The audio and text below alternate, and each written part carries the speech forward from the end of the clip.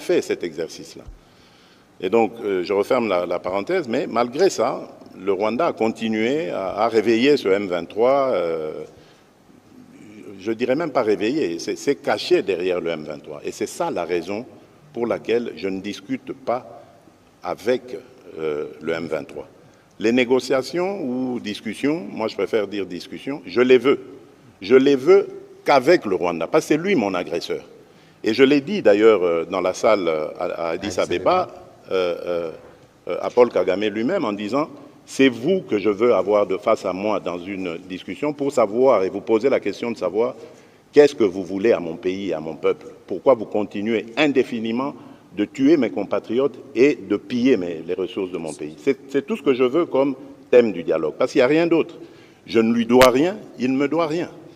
Mais il doit simplement m'expliquer pourquoi est-ce qu'il s'acharne à massacrer mes compatriotes de cette manière, injustement, depuis tant d'années, et pourquoi est-ce qu'il continue systématiquement à piller les ressources minières et autres, parce qu'on ne parle pas de l'agriculture, mais notre thé, notre café va aussi au Rwanda, et quand il arrive là-bas, il est estampillé Made in Rwanda, alors que c'est le produit du vol des Congolais, du sol congolais.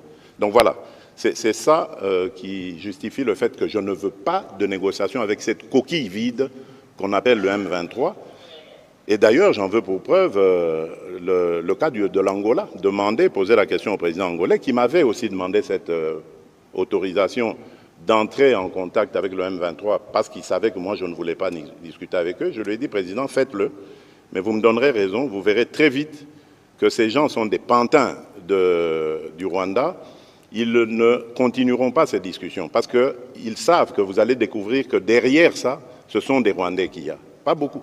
J'ai vu quelques Congolais irresponsables qui ont osé dire, oui, mais on a vu le M23, il n'y a que des Congolais là-dedans. Tant pis pour eux, l'histoire les jugera un jour. Mais je peux vous certifier que le M23 n'est pas congolais. Mais voilà pourquoi d'ailleurs ils refusent d'aller en cantonnement. Parce qu'ils savent que quand ils seront cantonnés, nous allons demander l'identification de tous ces gens. Tout à fait. Ces soi-disant combattants. Et nous découvrirons que ce sont des Rwandais et non des Congolais.